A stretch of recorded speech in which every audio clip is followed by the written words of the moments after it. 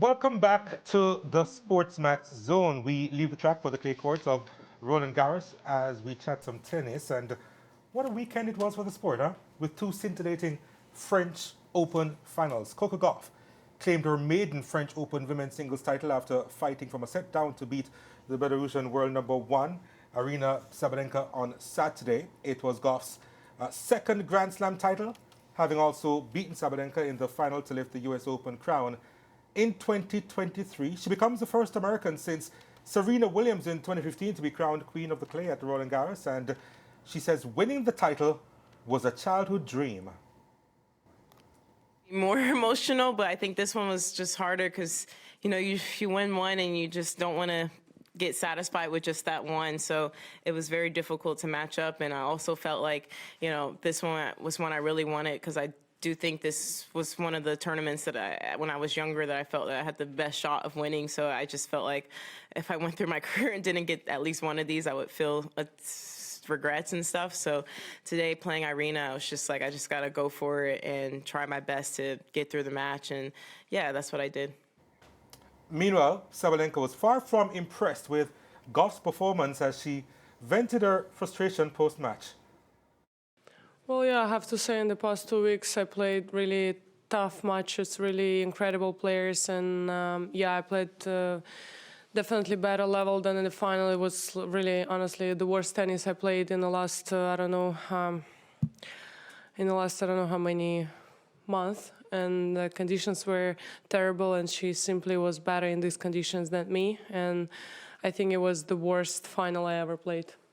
Yeah, I mean, I think it's another tough final on the Grand Slam against Coco, another terrible performance from me against Coco in the final, and I have to just kind of like step back and look at this from the perspective and try to finally learn the lesson, because I cannot go out there every time against her in the finals of the Grand Slam and play such terrible tennis and give those wins, not easily, but like emotionally, I was just making unforced errors. Like, I don't know, I have to check the statistics. I think she won the match not because she played incredible, just because I made all of those mistakes from, like, if you look from the outside, kind of like from an easy balls. Well, she has since been receiving enormous backlash for those thoughts and sought to clear things up with this Instagram post. Yesterday was a tough one. Coco handled the conditions much better than I did and fully deserved the win. She was a better player yesterday, and I want to give her the credit she earned. You all know me, I'm always going to be honest and human in how I process these moments. I made over 70 unforced errors, so I can't pretend it was a great day for me. But both things can be true. I didn't play my best, and Coco stepped up and played with poise and purpose. She earned that title. Respect. Time to rest, learn, and come back stronger. Team, I'd love to hear your thoughts on the matter. But as far as I'm concerned, I think she's a bit of a perfectionist, and being a perfectionist at times, I'm sometimes caught in that scenario where you're really hard for yourself, on yourself. And I think she wasn't belittling the achievements or the play of Coco Gauff. I'm not sure what you think, Ricardo Mara. Well, that's what I thought, because I watched these videos over and over again because I was trying to find, what exactly would she have said that caused people to think that.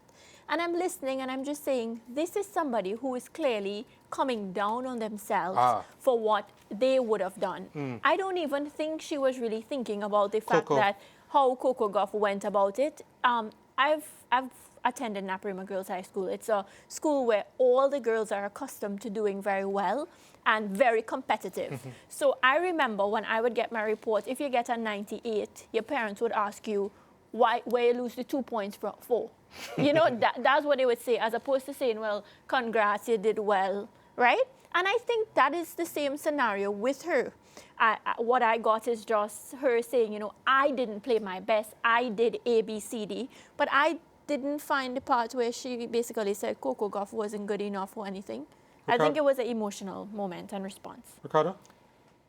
I probably would accept everything that you've just said if she didn't also say if Iga Swiatek was in the final, Iga would have beaten Coco. No, but... and if she didn't also say that oh, I played some brilliant players in the build-up to this final, like the Olympic champion, who, by the way, Coco has beaten the last 2 times, including the year-end final last year, or Iga, who Coco has beaten as well in recent times. Look, I understand the frustration of Aryna Sabalenka. The truth is, when you've got the weapons that Sabalenka does, the worst thing for you in tennis is to play someone who negates those weapons, who has the ability to keep getting the ball back and back and back and back, and in uncomfortable positions and more uncomfortable positions. And that is what Coco Gauff did to Aryna Sabalenka. That's what she's always done to Aryna Sabalenka. Right. Coco Gauff has a winning record against Sabalenka. And this is not just in Grand Slams now. This is overall. She leads 6-5 in their head-to-head. And until Sabalenka starts fully respecting the quality of Coco Gauff and what she brings to the court, and the reason she's getting the better of her consistently, she is going to continue to struggle against her. The point that she made about Iga, though, is what I want to go to that, because I think the reason why she brought up is not to diminish what Coco did. I think she's saying that Iga is better a than better her. player than me would have been a little bit more composed in that position and would have played better tennis in the final. That's what I I don't think. think she's playing down Coco Gauff when she called her name. So let me respond to that as well. When you enter any tennis tournament, one of the first things that you need to understand is that you are going to meet varying conditions. Right. You are going to come up against different types of players. And to win, especially a Grand Slam, you have to be able to deal with all of that. Coco Gauff has shown that she can deal with all of that. That's why she won the year-end title last year when it was on an indoor surface. That's why she won the US Open in 2023. And that's part of why she has won this Grand Slam. So Sabalenka is talking about, Conditions. Swiatek would have won because she would have handled these terrible conditions better. Sabalenka needs to figure out how she is going to handle less than ideal conditions going forward. I am not buying into this idea that Swiatek would have won the final. It is rude of her to even suggest that Coco Gauff, who is ranked number 2 in the world, who won the year-end final last year, and who is now the French Open champion, would have lost to Swiatek, who hasn't even been in her best form of late in that championship match. It is rude. It is disrespectful. And everybody knows, based on what I said Friday, I am a massive fan of Aryna Sabalenka. I love her tennis. I love her game. Generally, I love her attitude, but I just cannot back her on this one and some of her utterances at the weekend. My biggest thing about all of this, though, is I just don't want, and this has already happened, Coco Gauff did such a good job on the weekend, right? And you know what the headlines are? The headlines are about Aryna Sabalenka. And for me, that really bothers me because it takes away from what Coco Gauff would have done and achieved. And I watched all her interviews this morning. She was on like Good Morning CBS America and and NBC, CBS and everything. And, you know, even when asked about that particular situation, Joss said, you know, she finds it hard to believe and, you know, she was emotional. And maybe she knows her better than we do as well. She's also a class act, right? Coco Gauff is a class act. She is at this moment perfection. I wonder, and I do believe that there is going to come a time like Venus Williams, like Serena Williams, where she feels she has done enough to be able to speak her mind. Maybe Coco Gauff doesn't feel she's at that stage yet. Plus, she's a black woman in a white-dominated sport. She is always, at least for now, going to want to say all the right things. Yeah, but will that change? She does have an American I definitely backing. believe that it will change in future. But I'm does have a an strong American backing, believer so I in, you mean- know, just leaving everything with class. You don't have to come out there and say how you feel, yada, yada, yada. Just be classy, get the results on the court. And, like Sabalenka should have done. Yeah. Well, now to the men's final Donald, that many have by described. the way, you moved on to Yes, the men's Ricardo. final, Donald. Yeah. Let us not forget that Sabalenka came on the heat as well when Coco Gauff beat her in the US Open final 2 years ago because she went into the dressing room and she ripped her rackets apart. I defended her that time around. You know why? What you said? Because the camera should never have been in the dressing room and she should have been able to go into that safe space. And here vent. it is. She should have been able to go into this safe space and do exactly this. But what she did on the weekend, what she said in the public space was to me disrespectful and rude. And team, this is again her fighting back at herself, you know, her not being able to understand that she lost the match. I mean, the first time was just a racket. This time she decided to speak out. So I think she would also have to do some introspection. So as I was saying, right, the men's final, many have described as the best ever Grand Slam decider. I don't know about that. Carlos Alcaraz remarkably saved 3 consecutive match points in the 4th set as he rallied from 2 sets down to beat the world #1 Yannick Sinner in a record 5-hour, 28-minute Roland Garros classic filled with breathtaking moments from both stars. Here is how Alcaraz summed up the comeback. I mean, today I think the match had everything. Really good moments, really bad moments. Just really happy and proud about how I deal with everything today. I mean, it wasn't easy. The first match that I came back from 2 sets to love down. I think it wasn't a better occasion to do it in the final of a Grand Slam. Well, honestly, it was just I had to fight. I had to fight all the time. I had to believe all the time in myself.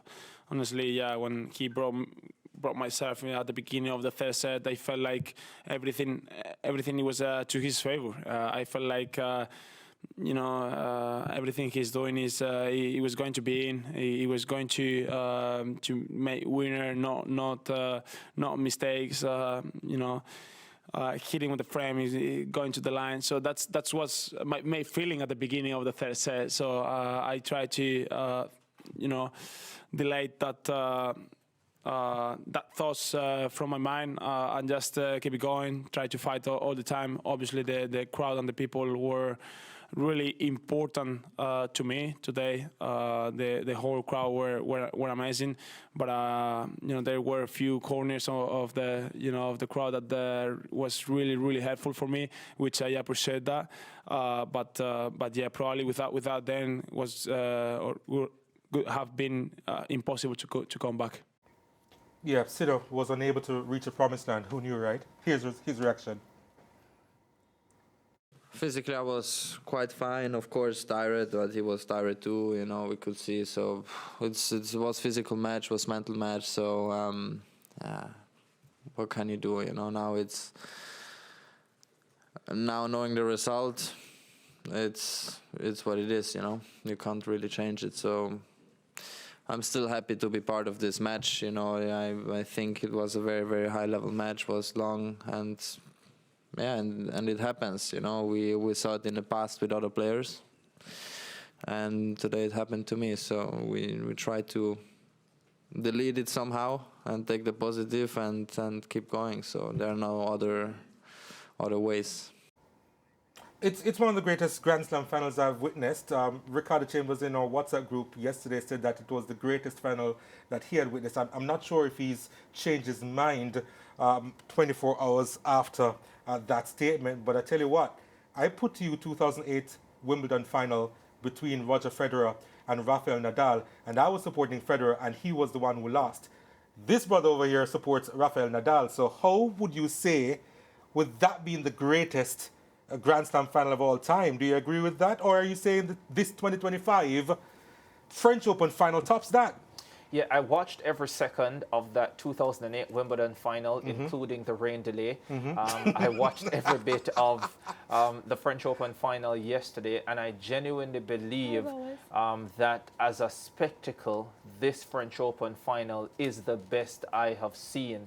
The quality of ball striking that we saw from both Yannick Sinner and Carlos Alcaraz. The fact that Alcaraz was a breakdown in the third set, having gone 2 sets behind and still came back and won that set. The fact that he was 5-3 love 40 down, 3 consecutive championship points. Listen, no, it is so difficult to save 1 match point or championship point, much less 3 in a row. Yeah. You know, it's a little bit different, and I want people to understand this. So you could save 3 championship points, but you save 1 in the 3rd set, 1 in the 4th set, 1 in the 5th set. But love 40 down is a different story. And it's probably like you save a championship point at 6-5 in the tiebreaker when you're serving.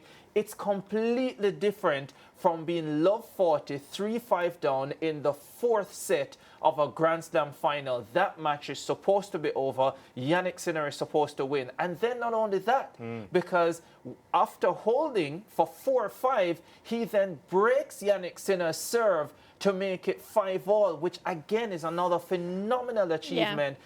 And the greatest thing about this final for me and Alcaraz's performance is the way he won it in the 5th set match tiebreaker.